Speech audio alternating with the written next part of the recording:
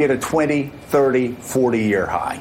Joe, to that point, I have a message to those words, but you mentioned the word fascist and Nuremberg. I want to send our audience to two articles, one by Tom Snyder in the New York Times, June 14th, How Did the Nazis Gain Power in Germany, and one by Wade Bourne in the Washington Post, It's Not Wrong to Compare Trump's America to the Holocaust. I want people to go back and look at Nazi Germany in the early 30s because the parallels are stunning.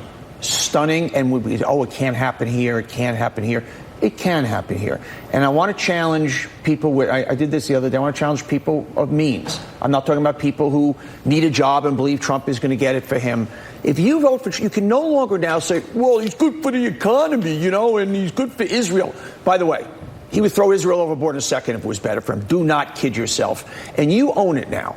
If you're the person that votes for Donald Trump, you are no different than if you were watching on the subway 5 white nationalists berate an African-American woman saying, go back to where you came from, and then you hid and you put your head home. You can't hide behind the economy anymore. You own it. You don't get to do that anymore. And I think that's critical. It's interesting. We keep talking about race. We keep always talking about minorities. It's on white people. It really, really is. You don't get to say, he's good for the economy, and they all say stuff like that. No, they don't. This is a man with Nazi tendencies. Well, I'm not going to use the word fascist anymore. And I don't have to go through the list. And if reporters asked him, Mr. President, do you think you should stay beyond 8 years? He'll give you his honest answers because they show themselves. Mr. President, do you think people in the press should be put in jail? He'll answer it. Let's see who's there. And by the way, went into this rant the week after he got his highest approving ratings ever, is 45%. It shows when he's feeling power what he's capable of. I believe he is capable of the worst, and it's time for people to choose sides. No more it's good for the economy. Well, I see Republicans speaking out publicly. There certainly has always been a hesitation to draw parallels. I will say that, again, you always want to be careful, and people say, well, we should never draw parallels between the presidency or any political party and fascism. I must say, the chant the other night was the first of its kind that I can remember in my lifetime. I think if somebody that is critical of you or critical of me for suggesting that this sounded like a rally in Germany in the early 1930s where people were chanting, send them back, when they were actually citizens of Germany, and in this case, citizens of the United States of America.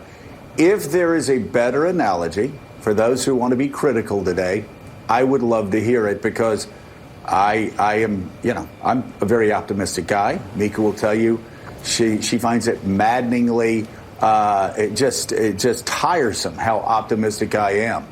But unlike a lot of those Republican members of Congress, I can dismiss Donald Trump, some of the stupid things he says, and I can say, well, you know what? The voters, they're going to have their say a year from now. But when thousands of Americans in the audience chant, send her back, to a member of Congress because of her color, because she's a Muslim, or just as frightening, Lindsey Graham says, oh, well, it's because she doesn't support Donald Trump. We are now talking about an ethnic cleansing politically, an ethnic cleansing politically of people who do not support our side. Joe, good for you using those words, Joe. Good for you. It's brave to use those words, and I'm glad you did, because we need to start talking that way. Nobody's being killed. Nobody's being put on trains. But there is no doubt that the argument that is coming from Donald Trump, and again, more frighteningly, from the crowd chanting it, is this is a white nation. Who are these black women? Yeah. Who are these Muslims to tell us how to run our country? I'll tell you who they are. They're immigrants. Well, they're not even immigrants. One's an immigrant. And you know who else was an immigrant? Albert Einstein. Right. Came during the middle of World War II. Helped us win World War II. How many immigrants do we have in Silicon Valley right now that have created this new world for us, that have given us a competitive advantage over the world in the age of technology. You know the answer to it. Almost every company, every major company, run by immigrants. And yet you have Donald Trump and the Republican Party and conservatives all saying that what Donald Trump said, send her back, was okay. It wasn't until the crowd started chanting, and it did sound. If not Nuremberg, again, please help me out. Tell me what other countries do this. I promise you, whatever answer you give me today, it's not going to be good. This stuff doesn't happen in Canada, doesn't happen, in other democracies.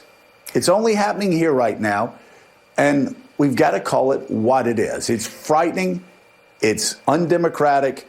It goes against all of our American traditions. And it must be called out. It must be stopped. And Joe, one addition is you say no one's being lined up, put on trains, but we do